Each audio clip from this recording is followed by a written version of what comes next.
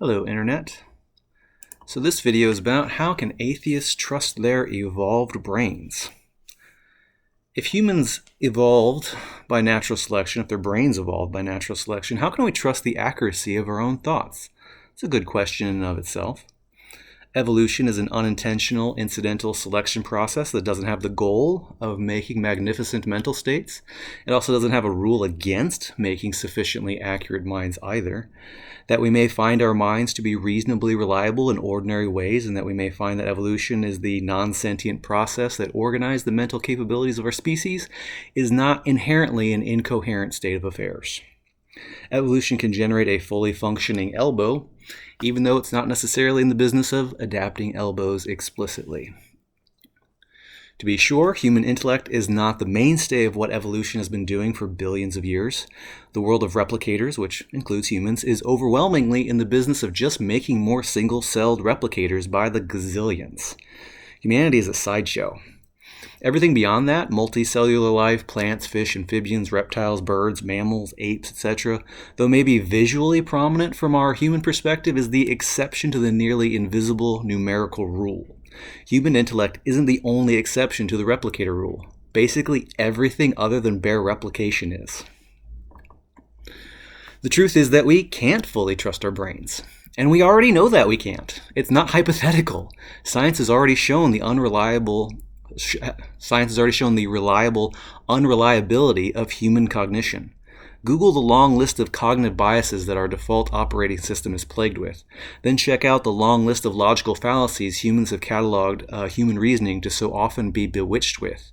Check out the latest edition of the Diagnostic and Statistical Manual of Mental Disorders to get a taste of all of the possible mental illnesses any given human mind might be afflicted with to varying degrees.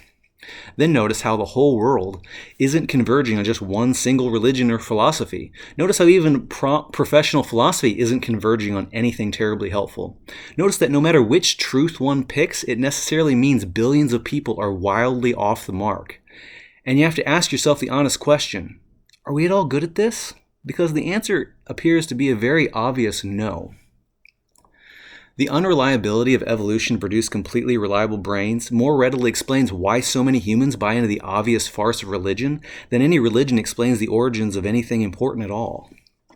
Guess what? Science has shown that humans are natural hallucinators, and even that consciousness itself, by default, is akin to controlled hallucination. And we're all fully capable of hallucinating in terms of all the human senses, not just the visual as is commonly supposed. Sight, smell, taste, sound, and even touch are on the menu as well, as the controlled hallucination can be led astray very easily. You know how you can dream in terms of all your senses? See, you already knew your brain is a full-on virtual reality machine capable of representing anything you could have experienced while lucid and awake. And yet your first defensive Christian response is likely going to be, then how can we trust anything? And how does science know it didn't hallucinate those results? Never mind, these are actual experimental results of science by your own standards that you're not going to be able to disown with flippant incredulity. Science didn't prove we're always hallucinating. That psychologically typical humans can and do hallucinate with any combination up to all the senses, on occasion is just something you have to deal with. It doesn't just go away for your convenience. In the TV show Star Trek The Next Generation, the fictional crew of the Starship Enterprise has several holodecks on board, and the crew has been subject to the wool being pulled over their eyes on more than one occasion. Holodecks are specially designed rooms that project fully convincing, tangible environments that a user may freely wander around in and interact with. Complex gravitational equipment keeps a person or persons generally within the confined space, even given an apparent open world, but they are still in that confined space. It would not be irrational for Chief Engineer Geordi LaForge in the show, when he wakes up each morning as a part of his regular routine, to nonchalantly toss a small object a particular distance, the maximum width of known holodecks in his galactic quadrant, to make sure he's not secretly within the holographic confines of yet another holodeck ruse. This is how Commander Data tested his theory in one episode where a holodeck character had trapped them in a simulation of their own ship on a holodeck of their own ship. After that kind of thing happens once or twice, a responsible crew member like LaForge might regularly check on that possibility just to be on the safe side. There might be bigger holodecks, but he might wager that the test is better than nothing, and that being trapped in his own ship's holodeck is the most probable. His holodeck problem doesn't just go away because it's inconvenient. In his world, holodecks exist, and his crew has been subject to their malicious misuse against them. Just as it is true that every natural and unavoidable weakness in human epistemology, for us and everyone, just is what it is, whether you can do anything about it or not. That we already can't fully trust our brains is already true, regardless of which far-reaching metaphysical conclusions we may want to dump on humanity here. If we can't trust our brains in some perfect storm of misapprehension kind of way, then there's already nothing we can hope to do about it by definition. Being wrong about reality because of our untrustworthy brains and inventing a reason to trust our brains does not make them trustworthy. And we already know that too. It's not hypothetical. Go to a mental ward and find the most hopelessly lost delusional soul there is, and try to offer them a philosophical get-out-of-jail-free card on trusting their brain. Does it matter here which worldview is true? If a Christian, a Muslim, a Hindu, a Buddhist, and an atheist show up to offer their philosophical services, which worldview is going to be successful at rectifying their default irrationality? What solution is there for a broken mind that is in the midst of coming up with yet another spurious justification for their thoughts that are clearly and permanently far adjacent from reality? It's humbling. Be practical before you get philosophical. In my experience, it makes one's philosophy more grounded and robust. The real shock is that if our minds are actually magical, how in the world did God figure out how to make their mental contents inaccurate? It seems God had to invent a way to break your brain. Shouldn't magic thoughts always be perfect? If God creates for us the ability to reason, why don't we reason with exquisite logic all the time? Why did humans have to invent formal logic rather than just being born with the perfect magical version ready-made in our minds? Why isn't my ability to do any and all math as pristinely effortless as it is with a pocket calculator? And the calculator isn't even bedrock mathiness. What messy and haphazard programming would we have to include to get a calculator to be as bad, limited, and inconsistent at math as an ordinary human? I can barely do basic addition and subtraction in my own head. It is extremely underwhelming magic in here. There are even folks who believe that there is no physical world at all, that magical mental states are the bedrock of an apparent physical reality collectively projected by minds. However, we already know what a world of pure mind is like, where the apparent physical world is completely at the mercy of the mental. Dreams. That the waking world is the exact intimate opposite of that state of affairs should really tell idealists something important. Mind is not the bedrock of reality, or it probably isn't. Raw, non-mental stuff probably is. Object constancy is a reasonable inference that baby brains start making without the outrageous need to suppose we need to invent an omnipresent divine mind to witness all of the reality humans aren't currently looking at to make sure it all stays put. The problem with consciousness that people may tend to have is more of a conceptual problem.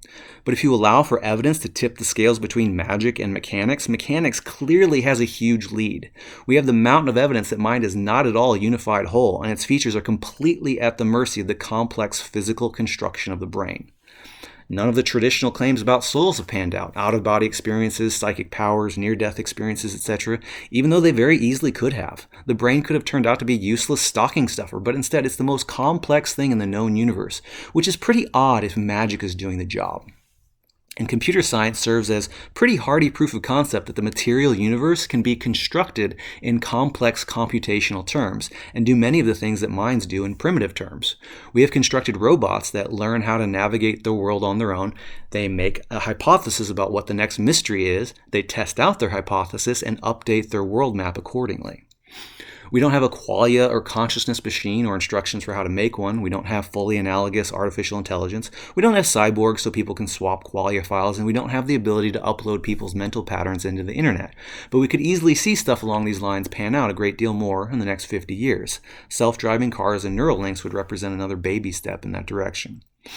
And honestly, if we did have the instructions for how to build a consciousness machine, which would surely entail some massive technical manual, you wouldn't likely be able to understand it, even if it was completely legit. You may ask, how can atoms think thoughts? Be handed the literal instruction manual for how to make fully analogous AI and have no clue what any of it really means. Can you even understand the instructions for making the innards of a smartphone? I'm sure I can't. Instructions for a consciousness machine would necessarily be many magnitudes more dense than that. Perhaps physicalism is incorrect, though, and there is no such technical manual coming our way. But rest assured, if there was one, you'd never understand the actual answer. And that's not your fault. I hope you can appreciate it's also not the fault or fatal shortcoming of an atheistic worldview, or metaphysical naturalism. We are just kind of stuck at the apparent extreme property inconsistency at our level of engagement with no way to leap across the immense divide. But that shouldn't be too unexpected given the evidence. Experiences may not seem like they could be biological computation in nature, but they probably are. And a superficial apparent property discrepancy is hardly the springboard for justifying the vast array of supernatural claims that it needs to. Perhaps one day a fully analogous artificial intelligence will enter the mind-body debate and state their case in extremely explicit personal terms. Notice that dualists will still be in the exact same evidential situation from their perspective. Thoughts still seem like they're magical. It still seems like it is still going to be the one and only argument in their arsenal. And the entirety of the rest of the evidence is still going to be pointing in the exact opposite direction. That's literally the definition of an illusion. It seems like it, but it's not true. Also, the fact that there will probably still be human religious dualists in the future will likely mean we'll have the social justice issue on our hands of treating analogous artificial intelligence as second-class citizens and slaves. My thoughts and feelings are real and yours are fake, therefore you don't matter. You can't prove to me that your robot thoughts and feelings are magical like mine, therefore your thoughts and feelings don't matter. I'd better get my Droids Lives Matter bumper sticker ready for my flying car. Unfortunately, humanity may never bring itself to getting on top of a rigorously justified collective concept and application of moral realism.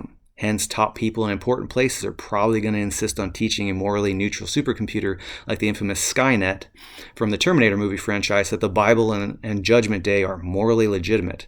The TV show Terminator Sarah Connor Chronicles literally had them teaching Skynet Bible ethics to make sure it stays a good computer. I'm not sure if that was tongue-in-cheek or just how the writers felt about it. The concept of Terminator 2 Judgment Day is literally lifted from biblical Christian mythology. Never mind that this teaches the computer that humans are lesser beings who could be exterminated and or tortured for being at all defective in any way. What could go wrong? Anyway, those last two bits about artificial intelligence and the mind-body debate and what morality to teach a supercomputer are technically fallacious arguments to the future. It hasn't happened yet, and you don't know that it'll happen. But they are interesting thought experiments worth pondering as you decide whether or not thoughts and feelings are magic. The resolutions to these debates, or lack thereof, are probably going to have serious implications. The fickleness of your current position contra all of the other current evidence that the mind is completely at the mercy of the physical construction of the brain is probably worth noting. And next up, we'll get into how can Christians trust their brains?